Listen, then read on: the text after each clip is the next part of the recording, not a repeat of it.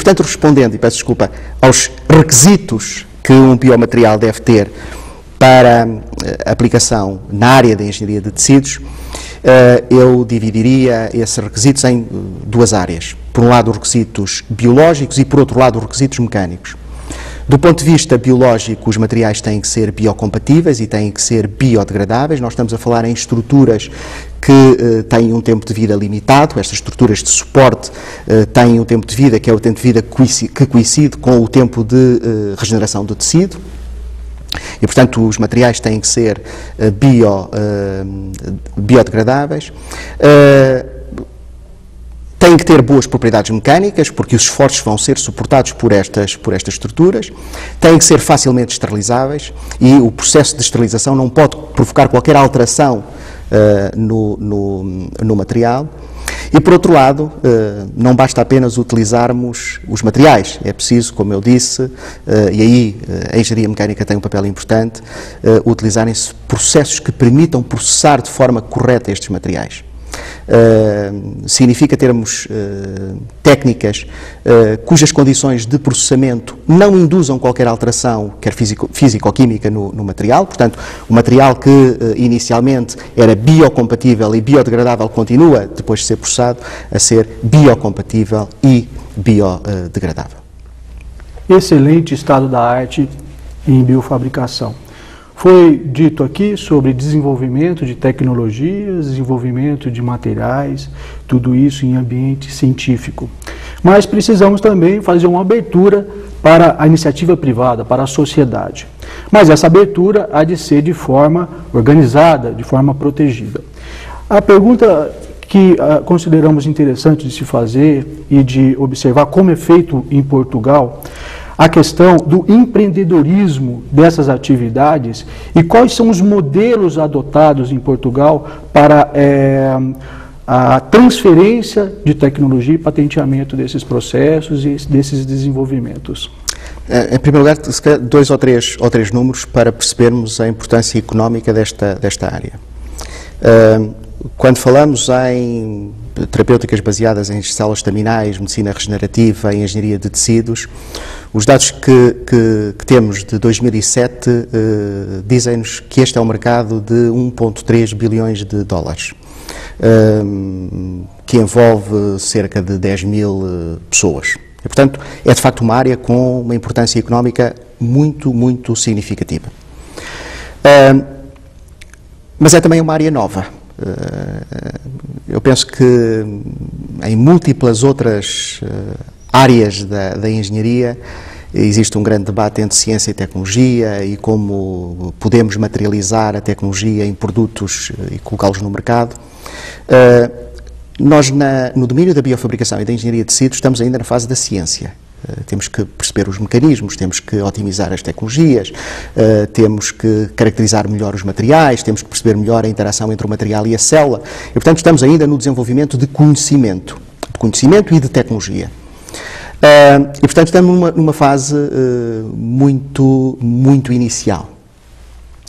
É, no entanto, do ponto de vista de constituição de empresas, pelo volume de negócios do mercado, uma área seguramente muito importante, mas uma área igualmente de risco.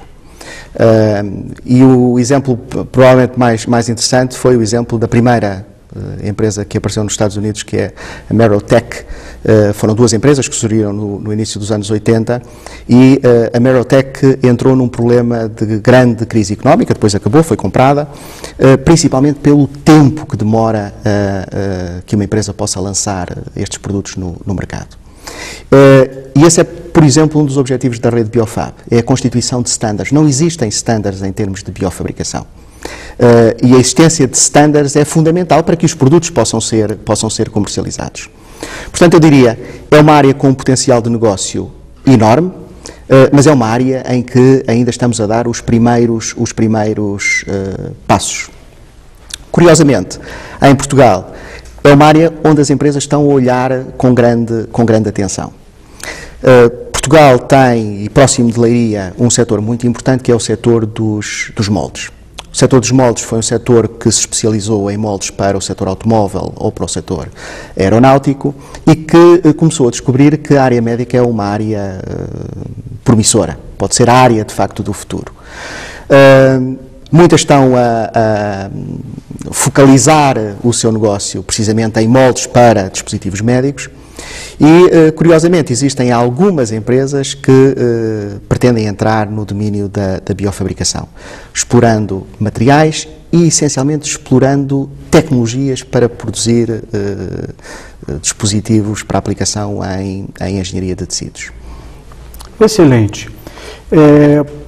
Quando se fala em biofabricação, algumas pessoas podem ter uma ideia de ficção científica. Então, gostaria que você nos colocasse as aplicações, os casos que já foram realizados dentro das atividades de pesquisa, para que a gente possa mostrar as coisas que no presente já estão sendo realizadas. Dispositivos para aplicação dentária, reconstrução mandibular, substitutos ósseos, dérmicos, são produtos que existem no mercado e que mostram que determinadas áreas são áreas consolidadas. Há, por exemplo, muitos esforços ao nível da cartilagem. Milhares de pessoas em todo o mundo sofrem de artrite.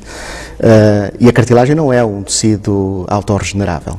E, portanto, há aí também no mercado imensos bioprodutos para a reconstrução de cartilagem. Portanto, existem, de facto, marcos que mostram que este é um domínio que despassou os limites da ciência e que passou a ter também uma importância comercial. E aquilo que nós pensamos ser o futuro provavelmente está mais perto de nós do que pensamos. Eu, ano passado, participei numa reunião na NSF sobre o futuro da bionanofabricação até o ano 2020. O resultado é um documento que está para ser publicado, em que nessa reunião participavam investigadores da FDA, de vários organismos dos Estados Unidos, e tivemos que colocar objetivos para o futuro, objetivos para 2020.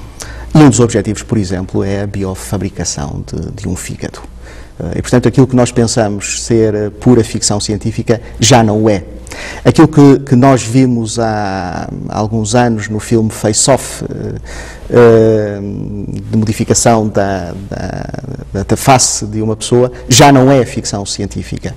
Portanto, a biofabricação tem contribuído, e a engenharia de tecidos tem contribuído para que, de facto, aquilo que nós pensávamos ser ficção, ser um futuro muito longínquo, é cada vez mais um futuro muito próximo. Perfeito. E, para finalização, gostaria que você dissesse um pouco das atividades que vão ser realizadas em Leiria, né? A montagem da conferência internacional e as suas considerações finais. Ok. Então, eu, se me permite, aproveitava também para dar fazer um breve resumo daquilo que são as nossas atividades nesta área. A área das aplicações médicas é muito forte no nosso centro. Nós temos parcerias com várias empresas, com várias universidades de praticamente todo o mundo e centram-se nas tecnologias de processamento de biomateriais. Tecnologias próprias, tecnologias patenteadas para a produção de scaffolds. Estamos a trabalhar em 3 domínios. Em tecnologias de eletrospinning, o que nós pretendemos é a produção de matrizes com nanofibras. Uma outra tecnologia é a tecnologia da bioextrusão, utiliza o princípio da extrusão, utilizamos biomateriais termoplásticos, que depositamos camada a camada produzindo os scaffolds, e a terceira, que utiliza um princípio de fotofabricação, que é a estereotopia, e aí a nossa atenção centra-se na produção de estruturas em hidrogel e agentes libertadores de fármacos.